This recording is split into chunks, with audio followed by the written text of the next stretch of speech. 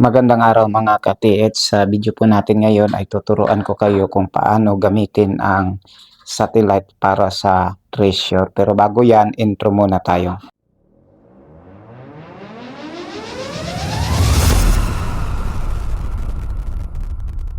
Kung mapapansin nyo po ang area na to mga ka-TH, ito po ay isa sa mga request ng ating mga followers at subscribers. Nagpapaturo kung paano gamitin. Mamaya ituturo ko sa inyo kung paano gamitin. Kung mapapansin nyo po ang isang area na to, mayroon pong square na puti at mayroon pong dilaw sa sa gilid mga ka-TH. Ibig sabihin yan, positive po ang area na yan. Ibig sabihin, posible na mayroon pong treasure dyan mga ka-TH. At dito naman sa baba, mayroon pa rin isang maputing kulay at sa kanyang itaas ay mayroon pong dilaw. Kung mapapansin nyo, mayroon pong nakasulat na number doon sa kanyang itaas mga ka-TH, number or kaya mga liter. At dito mga ka-TH, maghahanap ulit tayo ng ibang area para malaman nyo na mayroon talagang mga ganitong area na may kulay dilaw mga ka-TH at posible na ito ay treasure ayon po sa ating ginawang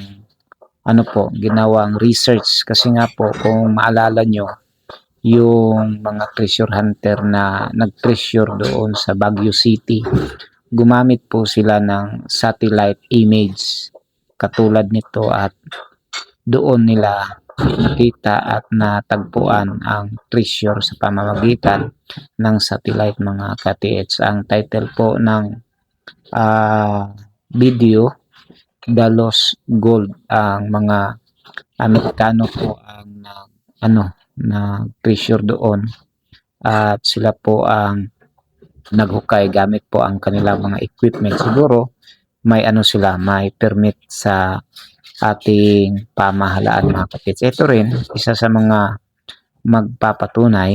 Yan po, yung kulay na yan, yung mga yellow na yan, kung mapapansin nyo, may mga yellow talaga, tatlo, isa, dalawa, tatlo po sila mga ka-TH.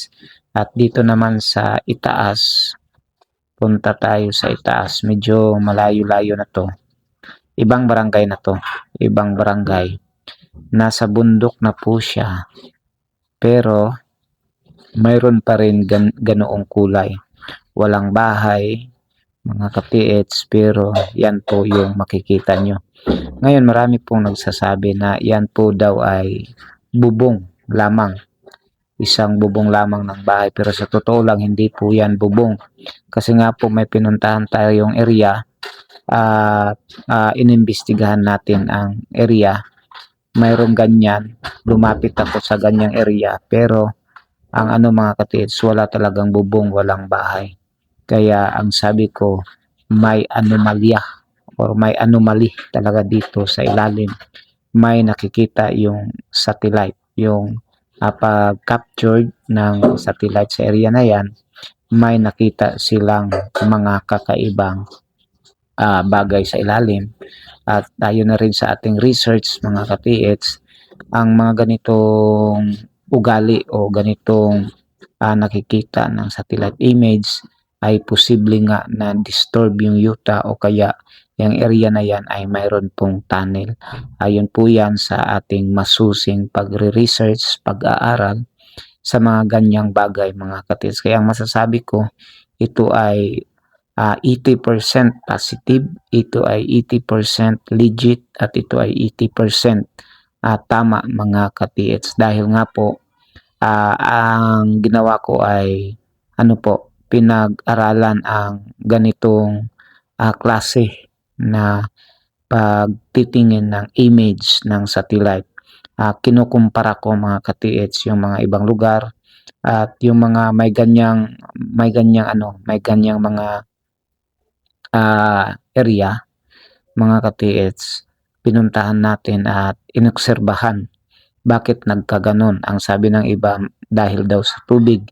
Pero kung mapapansin niyo po, halos lahat may tubig ang ating mundo, pero bakit hindi ganyan yung kulay, mga katiits? Kaya ang sabi ko, ito ay kakaiba at mayroon po talagang nakita na na-captured ang satellite, mga katiits, na posibleng ito ay tunnel, posibleng ito ay gold, at posibleng ito ay kayamanan, mga ka-TH. Kaya ang masasabi ko po sa inyo ay subukan nyo lang. Pero wag nyong i-100% na ano siya, totoo siya.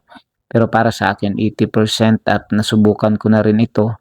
Tiningnan ang mga lugar kung posible nga ba na ito ay magiging positive, ito ay may laman, at ito ay hindi lamang hindi lamang glitch ng satellite, mga katids. Kasi kung glitch din ito, bakit sa ibang mga lugar mayroong ganito?